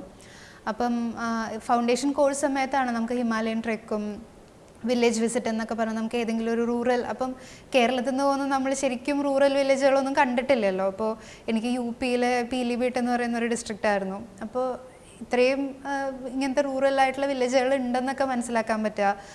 ഹിമാലയൻ ട്രെക്ക്, അതും നമ്മുടെ ഫിസിക്കലി ആൻഡ് മെൻ്റലി നമ്മളെ ചാലഞ്ച് ചെയ്യുന്ന ഒരു എക്സ്പീരിയൻസ് ആണ്. അതിന് പോവാം. പിന്നെ അത് കഴിഞ്ഞ് phase 1 വരുമ്പോൾ നമുക്ക് ക്ലാസ്സുകളും ഇന്ത്യയിൽ നിന്ന് പല ഭാഗത്തു നിന്നുള്ള സബ്ജക്റ്റ് എക്സ്പേർട്സ്, സീനിയർ ബ്യൂറോക്രാറ്റ്സ് എല്ലാം നമുക്ക് വേണ്ടി അവിടെ വന്ന് ക്ലാസ് എടുക്കണു. പല ടൈപ്പ് ആക്ടിവിറ്റീസ്, അതെല്ലാം ഇപ്പം നമുക്ക് എന്ത് പഠിക്കണമെന്ന് പറഞ്ഞാലും അതിൻ്റെ ഒരു ബെസ്റ്റായിട്ടുള്ള ആൾ നമുക്കത് കോച്ച് ചെയ്യാൻ വരും. ഭാരത് ദർശൻ, ഇന്ത്യ മൊത്തം നമുക്ക് കാണാൻ സാധിക്കുക. അപ്പോൾ അതൊക്കെ വലിയൊരു എക്സ്പീരിയൻസ് ആണ്. ഇപ്പോൾ എനിക്ക് തോന്നുന്നു കേരളത്തിൽ നിന്ന് കൂടുതൽ female candidates civil service crack ചെയ്യാറുണ്ട്, IASലേക്കും വരാറുണ്ട്. ആൻഡ് എസ്പെഷ്യലി IASലേക്ക് കമ്പയർഡ് ടു അതർ സ്റ്റേറ്റ്സ് ഒരു കേരളത്തിൽ നിന്ന് കുറച്ചുകൂടെ കൂടുതൽ ആൾക്കാർ വരുന്നുണ്ട്. അതിന് എന്തെങ്കിലും റീസൺ മീര ആലോചിച്ചിട്ടുണ്ടോ എന്തായിരിക്കാമെന്ന്? ഒരു ഫണ്ണി ഇൻസിഡൻറ്റ് പറയാം.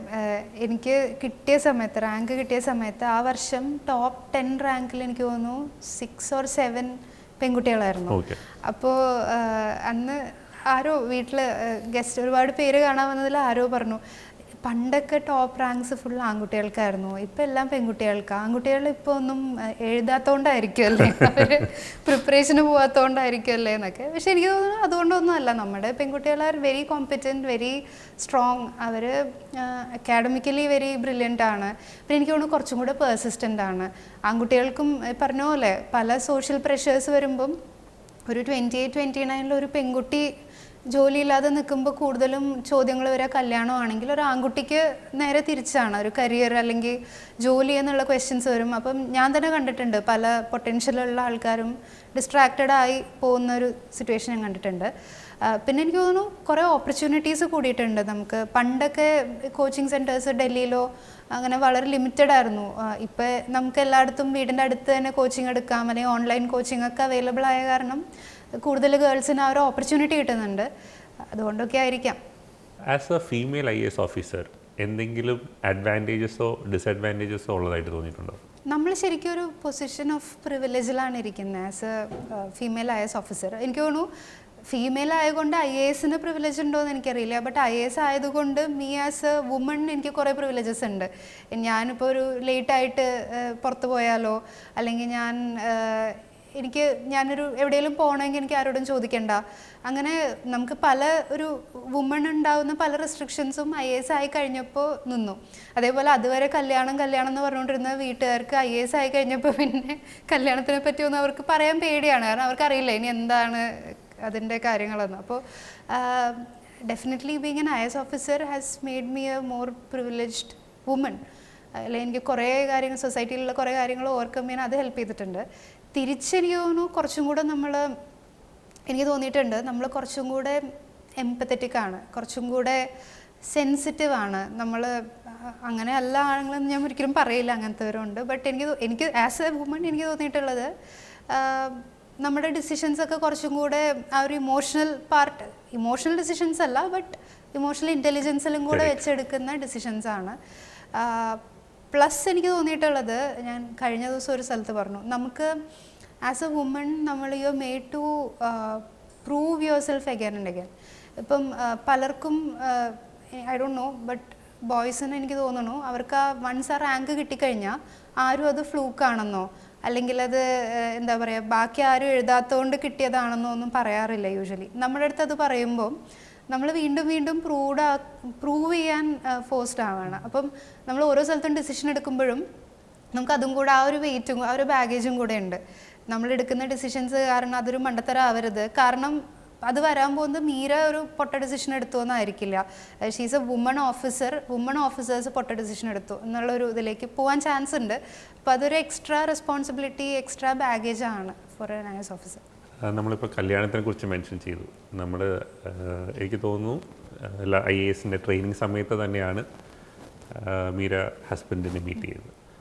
ഒരു IAS കപ്പിൾ എന്ന് പറയുമ്പോൾ ആൾക്കാർക്ക് എല്ലാവർക്കും ഒരു ക്യൂരിയോസിറ്റി ഉണ്ട്. അപ്പോൾ ഹസ്ബൻഡിനെ കുറിച്ച് ഒന്ന് ജനറലി ഒന്ന് പറയാമോ? ഹസ്ബൻഡിൻ്റെ പേര് വിനായക്, മഹാരാഷ്ട്രീയനാണ്, കർണാടക കാഡർ IAS ആണ്, എൻ്റെ ബാച്ച്മേറ്റ് ആണ്. ഞങ്ങൾ മസൂറിയിൽ പരിചയപ്പെട്ടതാണ്, നല്ല ഫ്രണ്ട്സ് ആയിരുന്നു. ട്രെയിനിങ് പീരീഡിൽ മുഴുവനും എനിക്ക് നല്ലൊരു സപ്പോർട്ടായിരുന്നു. അത് കഴിഞ്ഞ് ഞങ്ങളൊരു മലപ്പുറത്ത് ഞാൻ അസിസ്റ്റൻറ്റ് കളക്ടറായി ട്രെയിൻ ചെയ്യുന്ന സമയത്താണ് നമുക്കിത് നെക്സ്റ്റ് സ്റ്റെപ്പിലേക്ക് എടുത്താലോ ഈ ഒരു ഫ്രണ്ട്ഷിപ്പ് എന്നുള്ളൊരു തോട്ട് വരുന്നതും. ആൻഡ് ഐ തോട്ട് ഞാൻ നേരത്തെ പറഞ്ഞ പോലെ നമ്മളെ മനസ്സിലാക്കുന്ന ഒരു നല്ല ഫ്രണ്ട് ആയതുകൊണ്ട് we took the next step. അതാണ്. He is currently posted in Coorg, അവിടുത്തെ അസിസ്റ്റൻറ്റ് കമ്മീഷണറാണ്. മീര ഇപ്പോൾ പറഞ്ഞല്ലോ നല്ലൊരു സുഹൃത്തായിട്ടുള്ള നല്ല പരിചയമുള്ള ഒരാളെയാണ് ഫൈനലി മീര കല്യാണം കഴിച്ചത്. പക്ഷേ നമ്മൾ ഒരു ആസ്പിറൻ്റ് ആയിരുന്ന സ്റ്റേജിൽ നമുക്ക് പ്രായം കൂടുന്നു, കല്യാണം കഴിക്കാനുള്ള പ്രഷർ, അങ്ങനെയെല്ലാം വീട്ടിൽ നിന്ന് വന്നിരുന്നോ? ആ സമയത്ത് ആ പ്രഷർ എങ്ങനെയാണ് വിസ്റ്റാൻഡ് ചെയ്തത്? എൻ്റെ ഇമ്മീഡിയറ്റ് ഫാമിലി, വീട്ടിലെ അമ്മ അല്ലെങ്കിൽ അച്ഛൻ, അവരാരും എന്നെ ഫോഴ്സ് ചെയ്തിട്ടേ ഇല്ല. എനിക്ക് തോന്നുന്നു ഇൻഫാക്റ്റ് അവർ ഷീൽഡ് ചെയ്യുമായിരുന്നു. ഇപ്പോൾ എന്തെങ്കിലും ആരെങ്കിലും ചോദിച്ചാൽ തന്നെ അത് എൻ്റെ അടുത്ത് എത്താതെ നോക്കിയത് എൻ്റെ ഫാമിലിയാണ്. അപ്പോൾ എനിക്ക് തോന്നുന്നു ആസ്പിറൻസിൻ്റെ കൂടെ തന്നെ ഫാമിലിക്ക് ഒരു വലിയ റോളുണ്ട്. അവരെ പ്രൊട്ടക്റ്റ് ചെയ്ത് അവർക്ക് പഠിക്കാനുള്ള ആ ഒരു അറ്റ്മോസ്ഫിയർ ഉണ്ടാക്കി കൊടുക്കുക എന്നുള്ളതിൽ. അപ്പോൾ സ്വന്തം വീട്ടിൽ നിന്ന് അങ്ങനെ വന്നിട്ടില്ല. പിന്നെ റാൻഡമായിട്ട് ആരെങ്കിലുമൊക്കെ ചോദിക്കും ഇങ്ങനെ നടന്നാൽ മതിയോ, കല്യാണം കഴിക്കേണ്ടതെന്നൊക്കെ. അതൊക്കെ നമ്മൾ അതിൻ്റെ ഒരു സ്ട്രൈഡിൽ അങ്ങ് എടുത്ത് നമുക്ക് ഇഗ്നോർ ചെയ്യാവുന്നതല്ലേ ഉള്ളൂ. അതിൻ്റെ പിന്നാലെ പോയി ഫൈറ്റ് ചെയ്ത് അല്ലെങ്കിൽ അതെല്ലാം തലയിലേക്ക് എടുത്ത് വെച്ച് നമുക്ക് we have a big goal, അല്ലെങ്കിൽ നമുക്കൊരു വലിയൊരു എയിം ഉണ്ട്. അപ്പോൾ ഈ പറയുന്ന ആൾക്കാർ പറയുന്നതിനൊന്നും ചെവി കൊടുക്കണ്ട എന്നാണ് എൻ്റെ ഒരു അഭിപ്രായം.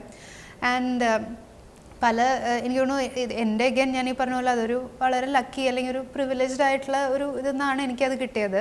പലർക്കും അങ്ങനെ ആയിരിക്കില്ല. അപ്പോൾ എനിക്ക് തോന്നുന്നു you will find somebody who will support you. അപ്പോൾ അതൊരു ടീച്ചറായിരിക്കാം, അതല്ലെങ്കിൽ നമുക്ക് ഒരു ഫ്രണ്ട് ഗ്രൂപ്പായിരിക്കാം.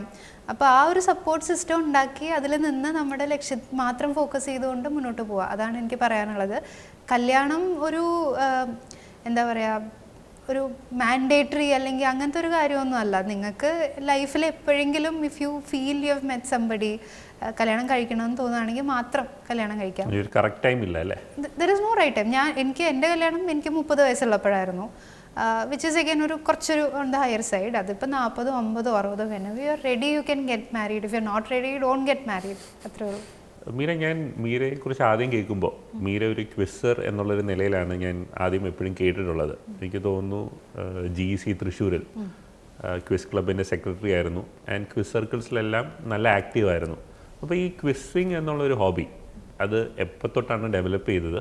അതുപോലെ അത് സിവിൽ സർവീസസിനോ അല്ലെങ്കിൽ വേറെ കോമ്പറ്റേറ്റീവ് എക്സാംസിനോ ഹെൽപ്പ് ചെയ്യും എന്ന് ചിലർ പറയാറുണ്ട്. അങ്ങനെ മീരയ്ക്ക് തോന്നാറുണ്ടോ? ക്വിസിങ് എൻ്റെ ലൈഫിൻ്റെ വലിയൊരു പാർട്ടാണ്.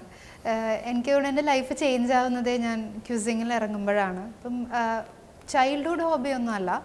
കോളേജിൽ പഠിക്കുമ്പോൾ വെറുതെ ഒരു രസത്തിന് പോയിട്ടൊരു ക്വിസ് അറ്റൻഡ് ചെയ്ത് പിന്നെ അതെനിക്ക് വളരെ ഇഷ്ടപ്പെട്ട് പിന്നെ ആണ് ഞാൻ കോളേജിലൊരു നല്ല ഗ്രൂപ്പ് ഉണ്ടായിരുന്നു. ഞങ്ങൾക്ക് ജ്ഞാനാർത്ഥ എന്ന് പറയുന്ന ഒരു ക്വിസ് ക്ലബ്ബ് ഉണ്ട് അവിടെ. അപ്പോൾ അതിൻ്റെ ഫൈനലി അതിൻ്റെ പ്രസിഡൻ്റൊക്കെ ആയിട്ടാണ് ഞാൻ പോകുന്നത്. അപ്പോൾ നല്ലൊരു ഫ്രണ്ട്ഷിപ്പ് ഗ്രൂപ്പ്.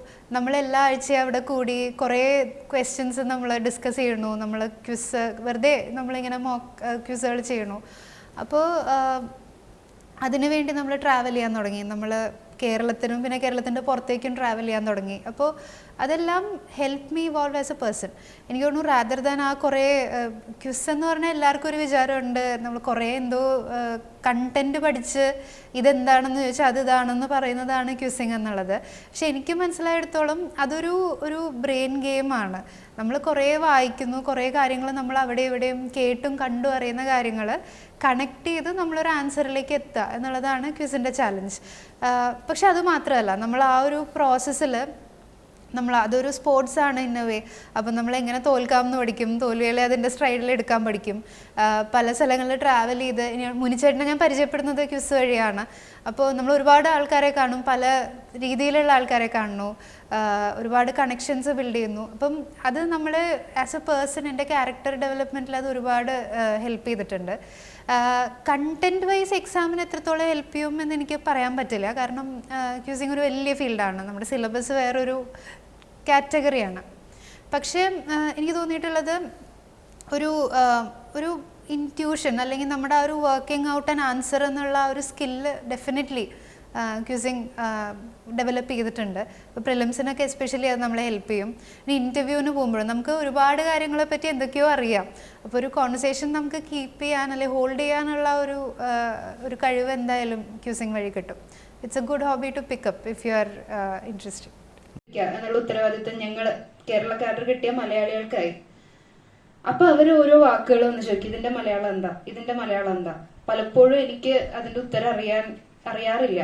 എന്നിട്ട് ഞാൻ എന്റെ വീട്ടിലോ അല്ലെങ്കിൽ ഞാൻ ആരെങ്കിലൊക്കെ വിളിച്ച് ചോദിക്കും ഇതിന്റെ മലയാളം എന്താ.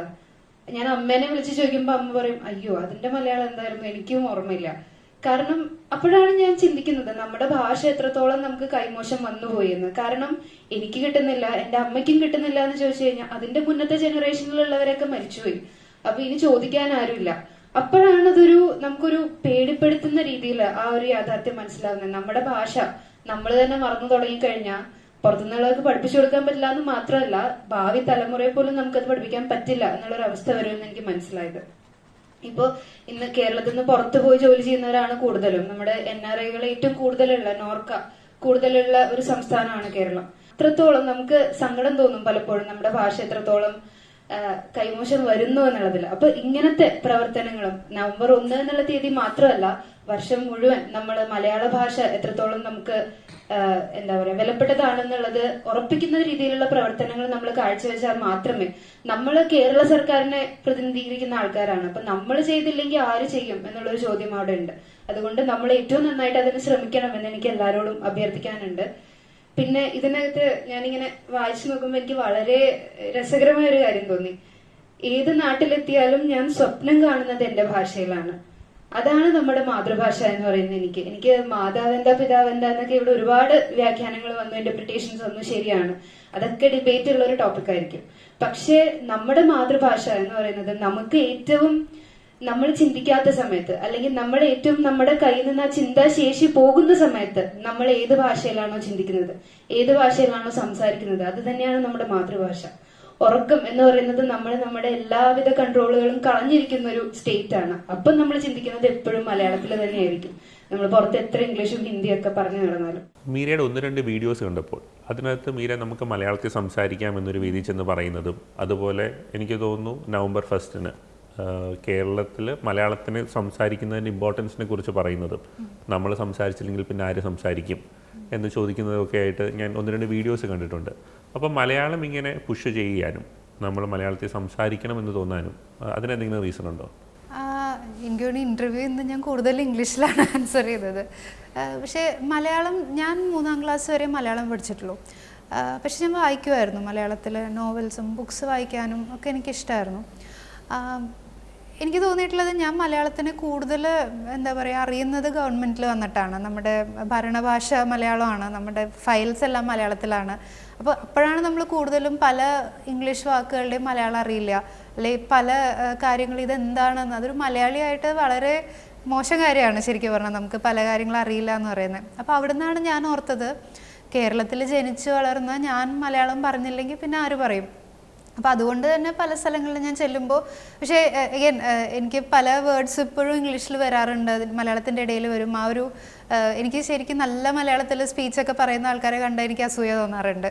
അപ്പോൾ ഞാൻ ശ്രമിക്കാറുണ്ട് എൻ്റെ ഒരു രീതിയിൽ മലയാളത്തിൽ സംസാരിക്കാൻ. പിന്നെ ഞാൻ ആ വീഡിയോയുടെ കാര്യം പറഞ്ഞാൽ എനിക്ക് തോന്നിയിട്ടുണ്ട്, ഇപ്പോൾ ഇന്ന് കേരളത്തിലൊരു ട്രെൻഡ് എന്ന് പറഞ്ഞാൽ എല്ലാവരും പുറത്തേക്ക് പോവാം, അവിടെ സെറ്റിലാവുക, ആൻഡ് ഇവിടെ ആരുമില്ല, അങ്ങനെ ഒരു അവസ്ഥയിലേക്കാണ് നമ്മൾ പോയിക്കൊണ്ടിരിക്കുന്നത്. അപ്പോൾ ഓവർ ദ ടൈം ഒരു ഭാഷ നശിച്ചു പോകാൻ അത് മതി. ഇപ്പം അവിടെ പുറത്ത് പോയി സെറ്റിലായ ആൾക്കാരുടെ കുട്ടികളോ നെക്സ്റ്റ് ജനറേഷൻ ഒരിക്കലും മലയാളം പറയാൻ പോകുന്നില്ല, അല്ലെങ്കിൽ അവരുടെ ഫസ്റ്റ് ലാംഗ്വേജ് ഒരിക്കലും മലയാളം ആയിരിക്കില്ല. അങ്ങനെ ഒരു ഓവർ ദ ടൈം ഈ ഭാഷ നശിച്ചു പോകരുത്. അത്രയും മനോഹരമായിട്ടുള്ളൊരു ഭാഷയാണ്, അത്രയും ഗ്രേറ്റ് ആയിട്ടുള്ളൊരു ലാംഗ്വേജ് ആണത്. അപ്പോൾ അതുകൊണ്ടാണ് ഞാൻ അങ്ങനെ ഒരു പല സ്ഥലങ്ങളിലും അങ്ങനെ പറഞ്ഞിട്ടുള്ളത്. മീരയുടെ ഒരു ഫോട്ടോ കണ്ടിരുന്നു. നമ്മൾ ചെരുപ്പ് കൊണ്ട് മാല എന്നൊക്കെ കേട്ടിട്ടുണ്ട്, പക്ഷെ ചെരുപ്പ് കൊണ്ട് ചിറകുകളുടെ അടിയിൽ മീര നിൽക്കുന്ന ഒരു ഫോട്ടോ, അതിൻ്റെ കോണ്ടെക്സ്റ്റ് എന്തായിരുന്നു എന്നൊന്ന് പറയാമോ? അത് നമ്മുടെ ഫോർട്ട് കൊച്ചി ബീച്ചിൽ വെച്ചിട്ടുള്ള ഒരു ഇൻസ്റ്റലേഷനാണ്. അത് പ്ലാനറ്റ് എർത്ത് എന്ന് പറഞ്ഞിട്ടുള്ള ഒരു NGO ആണ് അത് ചെയ്തത്. അവർ പല ബീച്ചുകളിലും ഇപ്പം നമ്മുടെ ചേറായി ബീച്ചിലും അവർ ചെയ്തിട്ടുണ്ട്. അപ്പോൾ അത് കോൺസെപ്റ്റ് ഇതാണ്, നമ്മുടെ കടലിൽ നിന്ന് കിട്ടുന്ന വേസ്റ്റ്, ആ ചെരുപ്പുകൾ മുഴുവനും നമ്മൾ ആ ഫോർട്ട് കൊച്ചി ബീച്ചിലെ വേസ്റ്റ് വന്നടിഞ്ഞതെന്ന് പറക്കിയെടുത്ത് ചെയ്തിട്ടുള്ളതാണ്. അത് ക്ലീൻ ചെയ്ത് അതിന് ഇത്രയും നല്ലൊരു ആർട്ട് വർക്ക് ആക്കി മാറ്റാൻ പറ്റും എന്ന് കാണിച്ചു കൊടുക്കുക എന്നുള്ളതും കൂടെയാണ്. ആൻഡ് ഒരു ഓർമ്മപ്പെടുത്തലും കൂടെയാണ്, ഇത്രയധികം ചെരുപ്പുകൾ ആ ഒരു കുഞ്ഞു ബീച്ചിൽ നിന്നാണ് നമുക്ക് കിട്ടിയത്. അപ്പം ആ ഒരു കോൺസെപ്റ്റിലാണ് അതവിടെ വെച്ചിട്ടുള്ളത്, ഒരു ആർട്ട് വർക്ക് ഫ്രം വേസ്റ്റ് അല്ലെങ്കിൽ വേസ്റ്റ് ടു വെൽത്ത് എന്നുള്ള ഒരു കോൺസെപ്റ്റ് അതാണ്. പിന്നെ നമ്മളിപ്പോൾ വേസ്റ്റ് വെൽത്ത് എന്ന് പറഞ്ഞൊരു കോൺസെപ്റ്റ് പറഞ്ഞു, പക്ഷെ അതുപോലെ ഒത്തിരി കോൺസെപ്റ്റ്സ് നമ്മുടെ UPSCയുടെ പ്രിലിംസിനും മെയിൻസിനും പരീക്ഷയ്ക്ക് പഠിക്കുമ്പോൾ പഠിച്ചിട്ടുണ്ട്.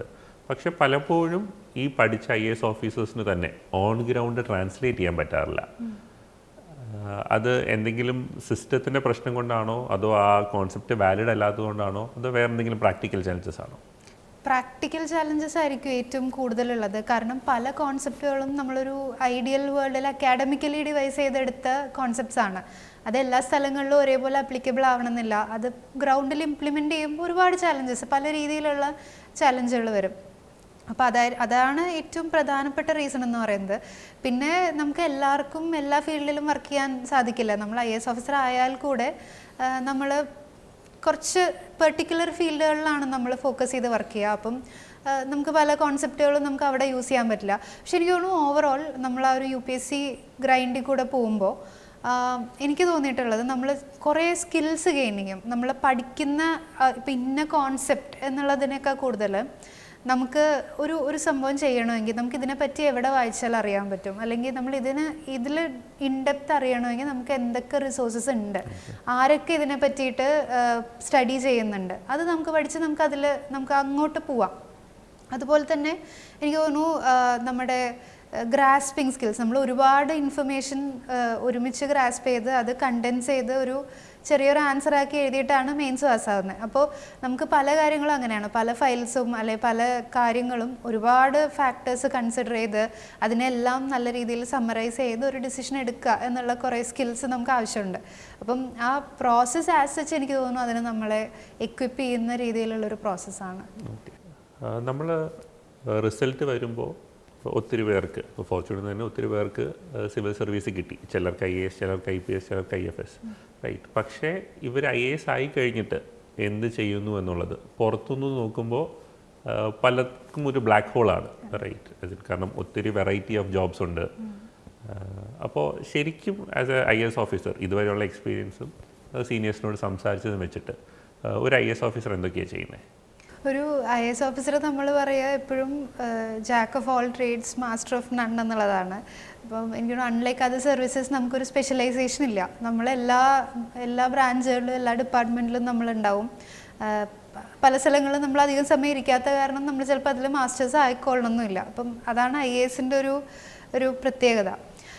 നമ്മൾ ഫസ്റ്റ് പോസ്റ്റിംഗ് എന്ന് പറയുന്നത് നമ്മുടെ ട്രെയിനിങ്, നമ്മളൊരു അസിസ്റ്റൻറ്റ് കളക്ടർ എന്നുള്ള പോസ്റ്റായിട്ട് വരുന്നത് ജില്ലാ കളക്ടറുടെ കൂടെ നമ്മൾ അറ്റാച്ച് ചെയ്യും. കളക്ടർ എന്തൊക്കെ ചെയ്യുന്നു എന്ന് കണ്ടുപിടിക്കുക, അതാണ് അസിസ്റ്റൻറ്റ് കളക്ടറുടെ പണി. ആൻഡ് ഫസ്റ്റ് ഇൻഡിപെൻഡൻറ്റ് പോസ്റ്റിംഗ് മിക്ക സ്ഥലങ്ങളിലും ഒരു സബ് കളക്ടർ അല്ലെങ്കിൽ സബ് ഡിവിഷണൽ ഓഫീസർ ആയിട്ടായിരിക്കും.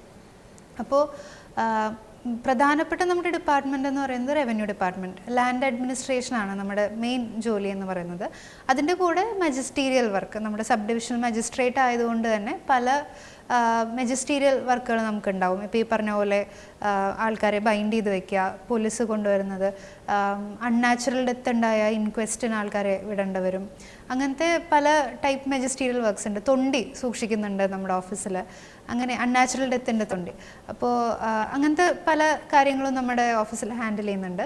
അതിൻ്റെ കൂടെ നമ്മൾ ഈ പറഞ്ഞ പോലെ എല്ലായിടത്തും നമ്മളുണ്ട്.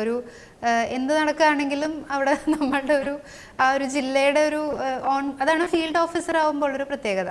പിന്നെ പല സ്റ്റേറ്റ്സുകളിലും അത് കഴിഞ്ഞ് CEO, ജില്ലാ പരിഷത്തിൻ്റെ CEO അല്ലെങ്കിൽ മുനിസിപ്പൽ കമ്മീഷണർ എന്ന് പറയുന്ന ഒരു പോസ്റ്റ് ഉണ്ട്. നമുക്ക് കേരളത്തിൽ അതില്ല, ആ ഒരു പോസ്റ്റില്ല. അപ്പോൾ നമ്മൾ usually after sub collectorship field posting കഴിഞ്ഞാൽ നമ്മൾ ട്രിവാൻഡ്രത്ത് പോകും. നമ്മൾ ഏതെങ്കിലും ഒരു ഡിപ്പാർട്ട്മെൻറ്റിൽ ഡെപ്യൂട്ടി സെക്രട്ടറി അല്ലെങ്കിൽ അതിൻ്റെ ഓഫീസ് ഇതിലായിട്ടായിരിക്കും, സെക്രട്ടേറിയറ്റ് ഓർ ഏതെങ്കിലും ഡിപ്പാർട്ട്മെൻറ്റിലായിരിക്കും നമ്മുടെ പോസ്റ്റിംഗ്. അത് കഴിഞ്ഞാണ് നമ്മൾ കളക്ടറായിട്ട് തിരിച്ചു വരുന്നത്. Most glamorous posting in IAS എന്ന് പറയാം.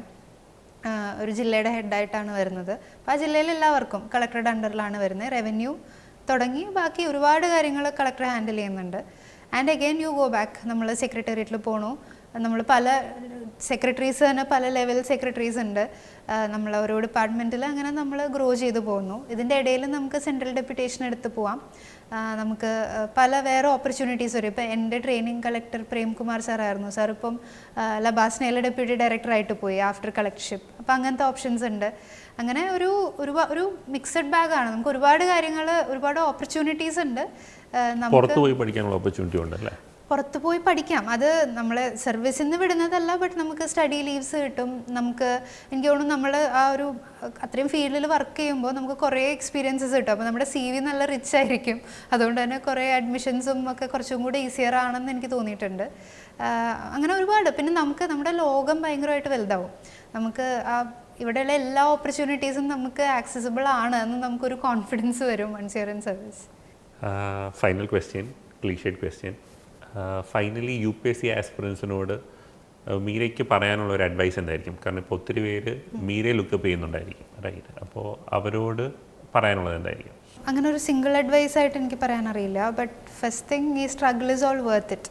അത് നമ്മളിപ്പോൾ സ്ട്രഗിൾ ചെയ്യുമ്പോൾ നമുക്ക് മനസ്സിലാവില്ല. But once you crack it and get into service, വർത്തിട്ടാണ്. അങ്ങനത്തെ സെൽഫ് ഡൗട്ട് വേണ്ട. ഇത് ചെയ്യുന്നതൊക്കെ അവസാനം എന്തിനാണ് എന്നുള്ളൊരു തോന്നൽ വേണ്ട.